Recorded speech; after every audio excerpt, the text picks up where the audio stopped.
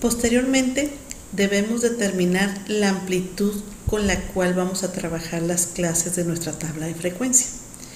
Esta amplitud requiere dividir el rango del conjunto original de datos entre el número de clases que hayamos decidido trabajar.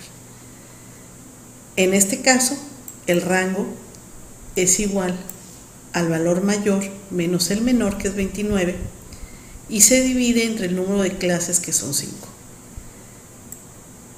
encontrando un ancho de 5.8.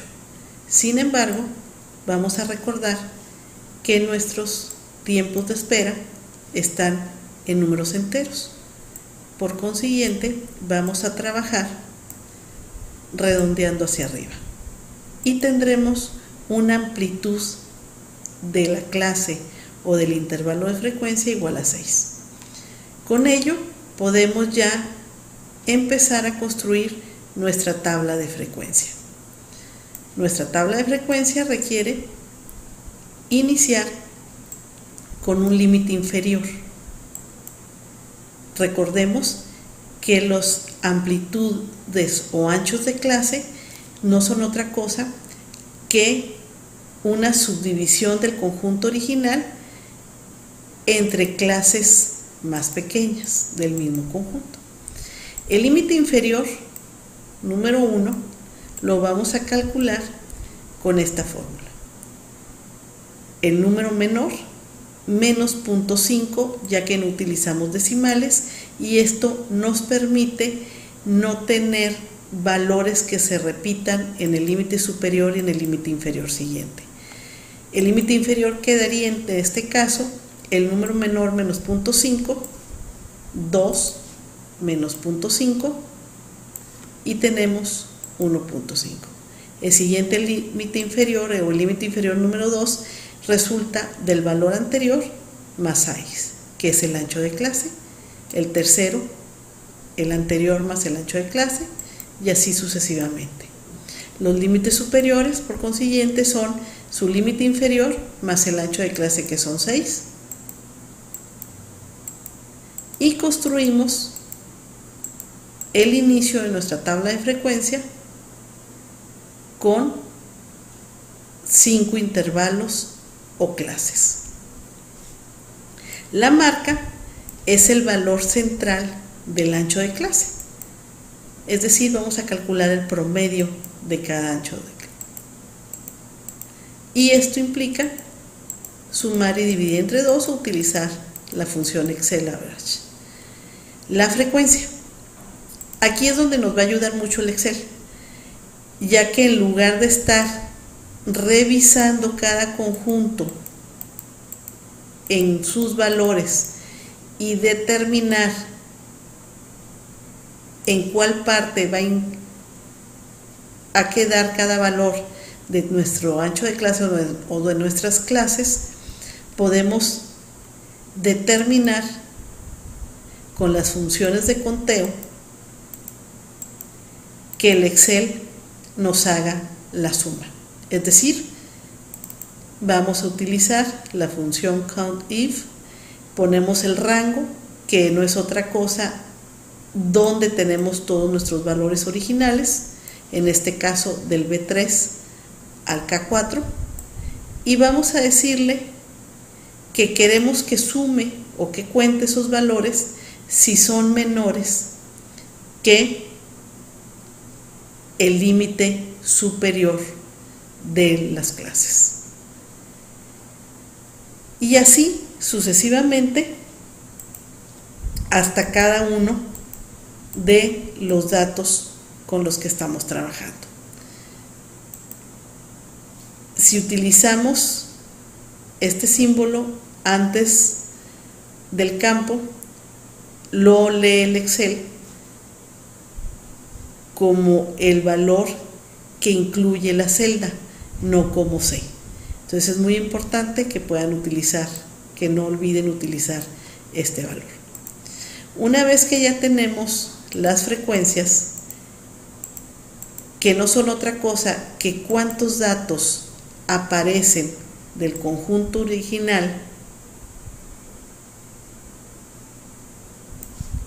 en cada clase podemos identificar que aparece 1 entre 1.5 y 7.5, 7 entre 7.5 y 13, 11 entre 13.5 y 19, 0 entre 19 y 25 y 1 entre 26 y 32.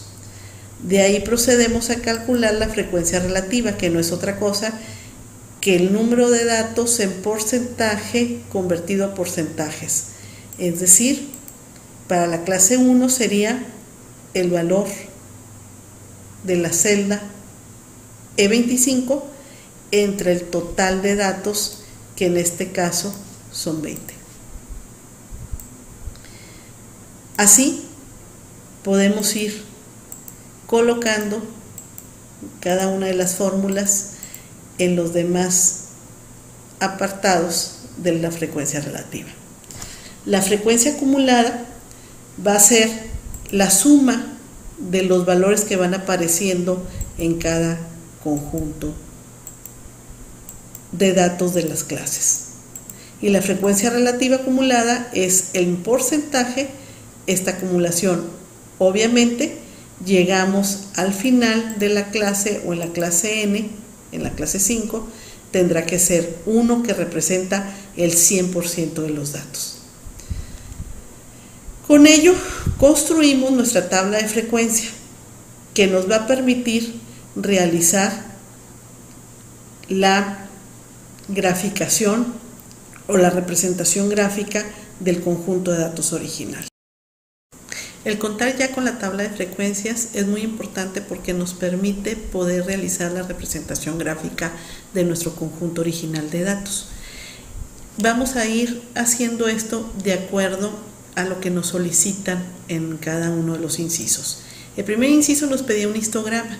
Esto implica que vamos a graficar la marca de clase contra la columna de frecuencia, insertando una gráfica tipo barra. Si revisamos los datos, nos vamos a dar cuenta que en el eje horizontal vamos a poner las marcas 4.5, 10.5, 16.5, 22.5 y 29.5, mientras en el eje de las Ys vamos a haber agregado nuestra frecuencia. El comportamiento del histograma es interesante porque nos va indicando que hay un tiempo de espera alto. 11 pacientes tienen un tiempo de espera en promedio de 16 minutos. Hay pacientes extremos que esperaron hasta 29 minutos y solamente un paciente pudo pasar antes de 4.5 minutos. Esto es, podemos tener o podemos observar que nuestro histograma presenta datos aislados.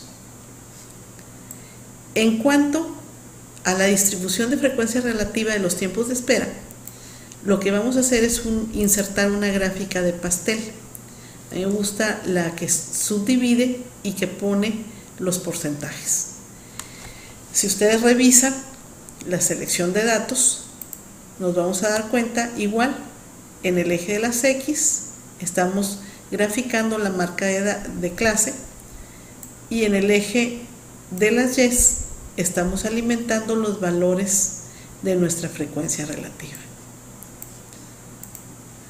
También nos da información interesante porque estamos viendo que el 55% de los pacientes es atendido en 16 minutos y que solamente el 5% de los pacientes es atendido en 4.5 minutos. Hay una cantidad muy alta que es atendida en 10.5 minutos. Entonces aquí ya nos está indicando qué tan efectivo es este consultorio. Por último, nos pedían la distribución de frecuencia relativa acumulada. Aquí se grafica o se inserta una gráfica de líneas, puntos. En el eje de las X igual la marca de clase y en el eje de las Y F mayúscula R, o la columna para nosotros H que es donde están marcadas las frecuencias relativas acumuladas. Al observar la representación gráfica podemos ver que el consultorio obviamente tiene una proporción de pacientes que esperan 9 minutos o menos, o los 10 minutos, únicamente del 10%. Y que si el promedio de atención internacional es de 6 minutos, pues vamos a concluir que solo el 5% de los pacientes cumple con ese estándar internacional. Esto implica que si estamos en un hospital que recibe apoyos de compañías aseguradoras, pues nos está indicando que tenemos áreas de oportunidad en el proceso de recepción de pacientes. Lo que recomendamos es realizar una observación directa en la sala de espera para ver qué se está haciendo cuando llega un paciente.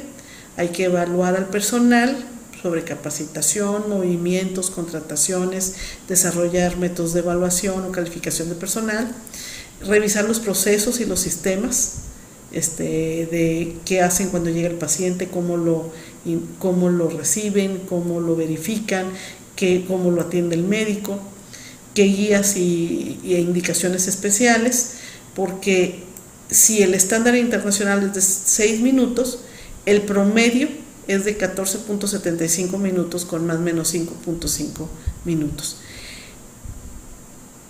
En el final del ejercicio estamos viendo una serie de recomendaciones que se le pueden dar sobre cuáles son los tipos de enfermos, a qué horas llegan, esto serían otra serie de estudios, cómo está tu personal de entrada, qué acuerdos con universidades o instituciones se pueden hacer para que se presenten servicios sociales, qué estudios de tiempos en atención de turnos y llegadas, cómo evaluar si debemos dar más personal, en qué turnos y horarios o en qué días y horarios, cómo podemos evaluar el desempeño de esta parte del consultorio o de las áreas de emergencia, cómo generar procesos estándares de atención. Por ejemplo, llega un paciente, le tomo sus signos vitales, temperatura, presión, etcétera, y capacitar en estos procesos una vez que se desarrollen.